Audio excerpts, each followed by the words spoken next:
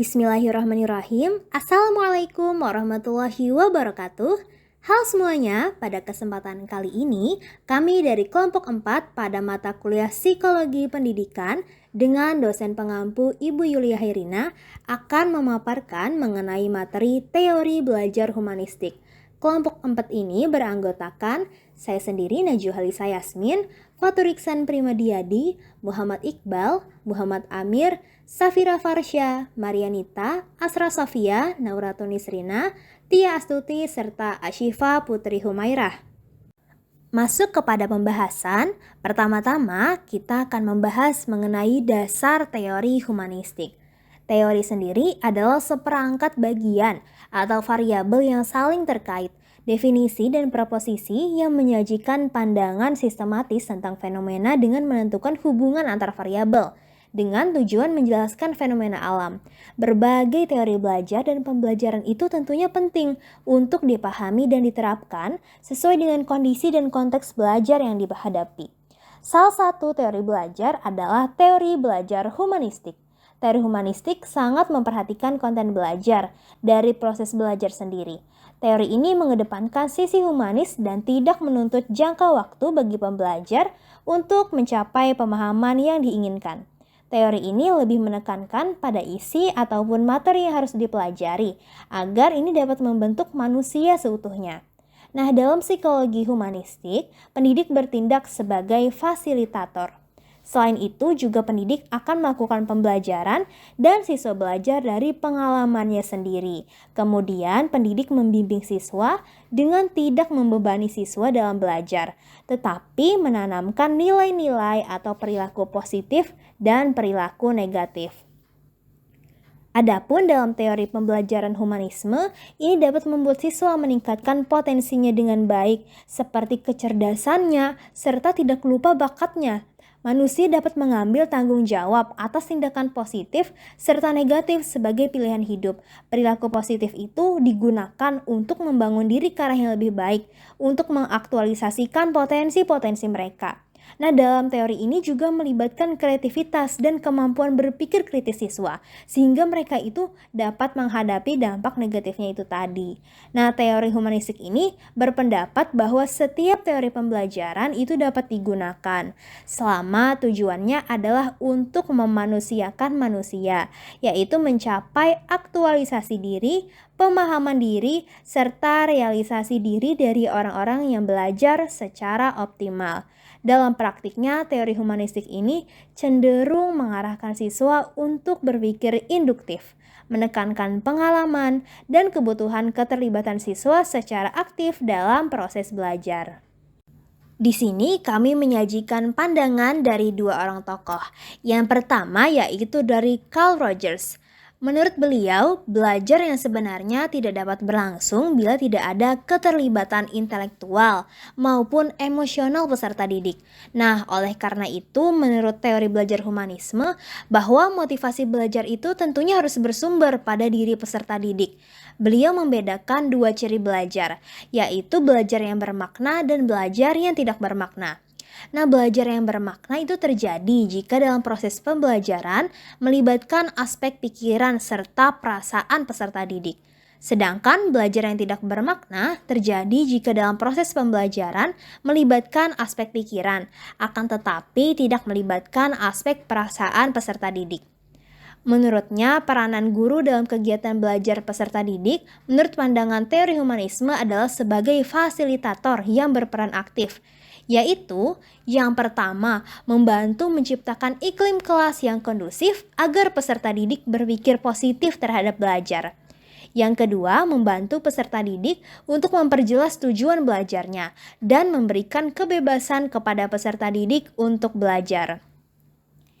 Ketiga, membantu peserta didik untuk memanfaatkan dorongan dan cita-cita mereka sebagai kekuatan pendorong belajar. Keempat, menyediakan berbagai sumber belajar kepada peserta didik. Dan kelima, menerima pertanyaan dan pendapat, serta perasaan dari berbagai peserta didik sebagaimana adanya. Kemudian, tokoh yang kedua yaitu ada Abraham Maslow.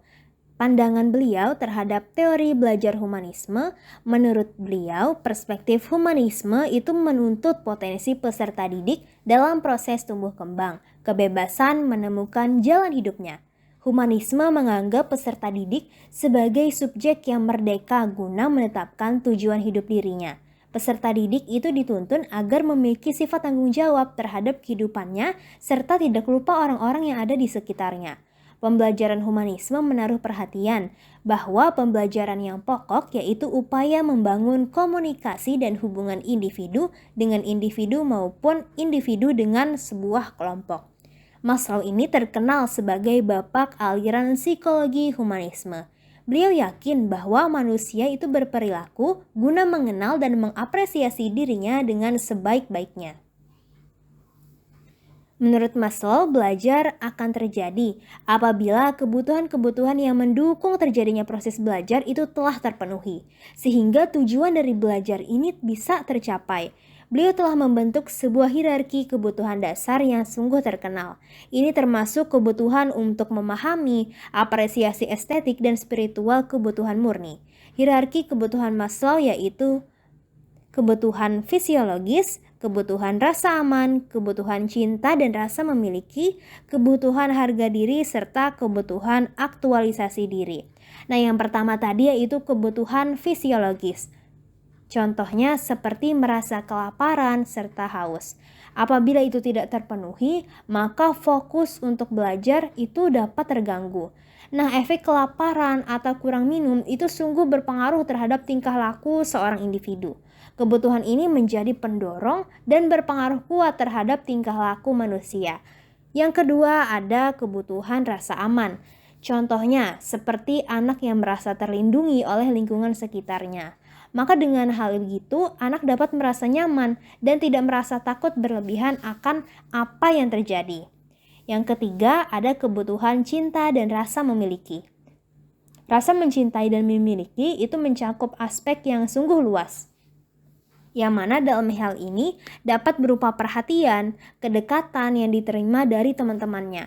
Kebutuhan ini adalah kebutuhan yang mendorong ikatan emosional dengan individu yang lain, baik di lingkungan keluarga ataupun masyarakat. Yang keempat ada kebutuhan harga diri. Terpuaskannya kebutuhan ini akan menghasilkan rasa percaya diri, bahwa dirinya ini berguna. Sebaliknya, jika kebutuhan ini tidak terpenuhi, maka individu itu akan merasa frustasi, pesimis, merasa dirinya tidak berharga. Maslow menyatakan bahwa rasa harga diri yang sehat adalah hasil dari individu yang bersangkutan atau pencapaiannya. Yang kelima yaitu ada kebutuhan aktualisasi diri. Nah, kebutuhan ini yaitu untuk mengaktualisasikan dirinya yang merupakan kebutuhan yang tertinggi dalam teorinya si Maslow. Nah, kebutuhan ini muncul setelah kebutuhan-kebutuhan di bawahnya itu sudah terpenuhi. Tanda dari aktualisasi diri menurutnya adalah hasrat individu yang mengungkapkan segala potensi yang dimilikinya untuk menjadi apa yang dia inginkan.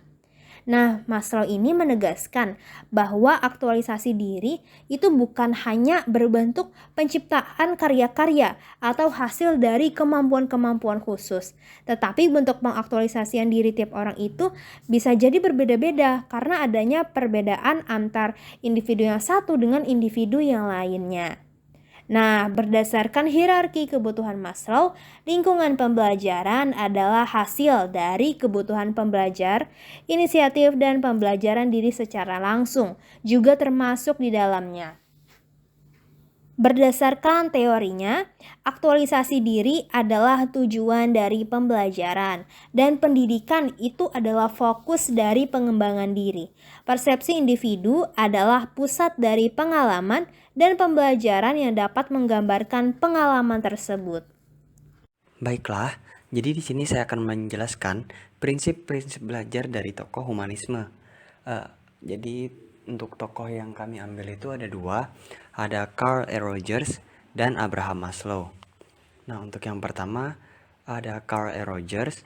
Jadi Carl E. Rogers ini tuh ada 5 prinsip-prinsip belajar yang ia kemukakan.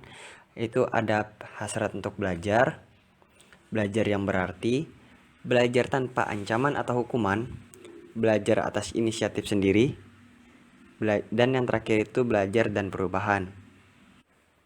Jadi untuk yang pertama tadi itu ada hasrat untuk belajar. Jadi menurut Roger, manusia mempunyai hasrat alami untuk belajar. Hal ini terbukti dengan tingginya rasa ingin tahu anak apabila diberi kesempatan untuk mengeksplorasi lingkungan. Dorongan ingin tahu untuk belajar ini merupakan asumsi dasar pendidikan humanisme. Di dalam kelas yang humanisme, anak-anak diberi kesempatan dan kebebasan untuk memuaskan dorongan ingin tahunya, untuk memenuhi minatnya, dan untuk menemukan apa yang penting dan berarti tentang dunia di sekitarnya. Lalu yang kedua itu belajar yang berarti. Jadi maksud belajar yang berarti itu, belajar itu akan mempunyai arti atau makna apabila yang dipelajari itu relevan dengan kebutuhan dan maksud si anak. Artinya, anak akan belajar dengan cepat apabila yang dipelajari itu mempunyai arti untuk dirinya. Lalu yang ketiga, belajar tanpa ancaman atau hukuman. Jadi, belajar itu akan mudah dilakukan dan dipahami oleh si anak atau si murid apabila itu tuh berlangsung tanpa ancaman atau hukuman. Uh, karena sebagai kalaunya kita mendapatkan ancaman atau hukuman, kita itu bakal merasa tidak nyaman ya. Apalagi kita kan baru belajar.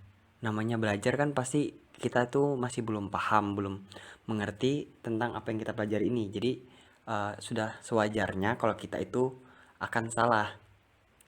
Nah, jadi misalnya si anak atau si murid ini mendapatkan ancaman atau hukuman saat dia lagi belajar, dia tuh nanti bakal nggak nyaman, nggak bakal susah untuk memahami atau meresapi pelajaran yang lagi dia pelajarin tadi. Terus yang keempat itu ada belajar atas inisiatif sendiri. Nah, jadi belajar itu akan lebih bermakna apabila belajarnya itu dilakukan atas inisiatif sendiri. Si anak itu akan lebih tertarik kalau dia tuh belajar atas keinginannya sendiri, bukan atas suruhan atau paksaan dari orang tuanya atau orang gitu. Sebagai contoh tuh saya lihat ini contohnya ambil dari pengalaman sendiri lah, pengalaman pribadi. Saya waktu itu pernah ikut satu lomba. Nah, jadi uh, namanya lomba, saya kan pasti perlu belajar ya, atau latihan gitulah untuk supaya lebih supaya dapat hasil yang baik nanti di perlombaan. Nah, jadi pas saya belajar atas inisiatif sendiri itu, atas keinginan saya sendiri, saya tuh merasa yang saya pelajari itu lebih cepat masuknya, lebih gampang. Karena ya saya enjoy, saya nyaman dengan kegiatan yang saya lakukan, saya menyukainya. Jadi itu saya lebih cepat untuk memahami pelajarannya tadi. Lalu yang terakhir itu belajar dan perubahan. Nah, jadi ini tuh adalah prinsip terakhir yang dikemukakan oleh Roger. Jadi menurut Roger, di waktu-waktu yang lampau atau waktu yang dulu itu, murid belajar mengenai fakta-fakta dan gagasan-gagasan yang statis. Waktu itu, di dunia lambat berubah dan apa yang diperoleh di sekolah sudah dipandang cukup untuk memenuhi tuntutan zaman.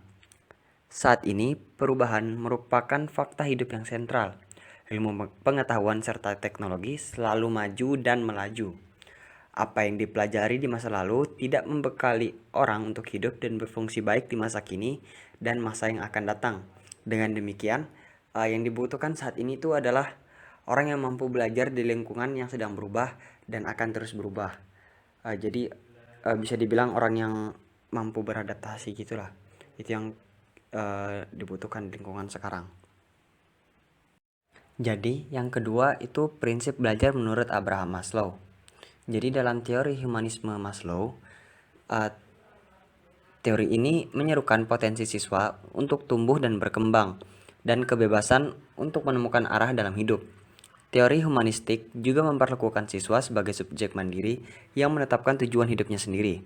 Humanis juga percaya bahwa siswa dituntun untuk memilih sifat bertanggung jawab atas kehidupan mereka sendiri dan orang-orang di sekitar mereka.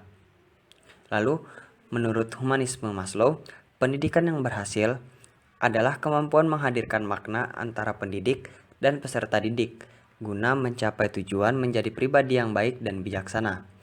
Artinya, menuntut siswa untuk menerima pendidikan karakter. Oleh karena itu, pendidik harus membantu peserta didik untuk menggali, mengembangkan, dan menerapkan keterampilan yang dimilikinya untuk memaksimal potensi pada dirinya. Lalu, ada aplikasi teori belajar humanisme. Menurut Sumanto, aplikasi teori humanistik lebih menunjuk pada ruh atau spirit selama proses pembelajaran yang mewarnai metode-metode yang diterapkan.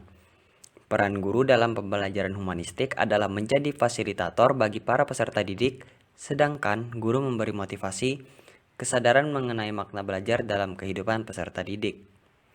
Guru memfasilitasi pengalaman belajar kepada peserta didik dan mendampingi peserta didik untuk memperoleh tujuan pembelajaran. Sedangkan peserta didik sendiri berperan sebagai pelaku utama atau student center yang memaknai proses pengalaman belajarnya sendiri. Diharapkan, peserta didik memahami potensi diri, mengembangkan potensi dirinya secara positif, dan meminimalkan potensi diri yang bersifat negatif. Adapun aplikasinya sebagai berikut. Yang pertama itu merumuskan tujuan belajar yang jelas. Yang kedua, mengusahakan partisipasi aktif peserta didik melalui kontrak belajar yang bersifat jelas, jujur, dan positif. Yang ketiga, mendorong peserta didik untuk mengembangkan kesanggupan peserta didik untuk belajar atas inisiatif sendiri. Yang keempat, mendorong peserta didik untuk peka, berpikir kritis, memaknai proses pembelajaran secara mandiri. Yang kelima, peserta didik didorong untuk bebas mengemukakan pendapat, memilih pilihannya sendiri, melakukan apa yang diinginkan, dan menanggung resiko dari perilaku yang ditunjukkan. Lalu yang keenam, guru menerima peserta didik apa adanya, berusaha memahami jalan pikiran peserta didik, tidak menilai secara normatif, tetapi mendorong peserta didik untuk bertanggung jawab atas segala risiko perbuatan atau proses belajarnya. Lalu yang ketujuh, memberikan kesempatan murid untuk maju sesuai dengan kecepatannya. Dan yang terakhir, evaluasi diberikan secara individual berdasarkan perolehan peserta didik. Pembelajaran berdasarkan teori humanistik ini tepat untuk diterapkan. Adapun hasilnya adalah peserta didik merasa senang dan bergairah, berinisiatif dalam belajar, dan terjadi perubahan pola pikir, perilaku, dan sikap atas kemauan sendiri. Peserta didik diharapkan menjadi manusia yang bebas, berani, tidak terikat oleh pendapat orang lain, dan mengatur pribadinya sendiri secara bertanggung jawab. Baiklah, sekian presentasi dari kami. Salah dan kurangnya kami mohon maaf. Wabillahi taufiq wal hidayah. Wassalamualaikum warahmatullahi wabarakatuh.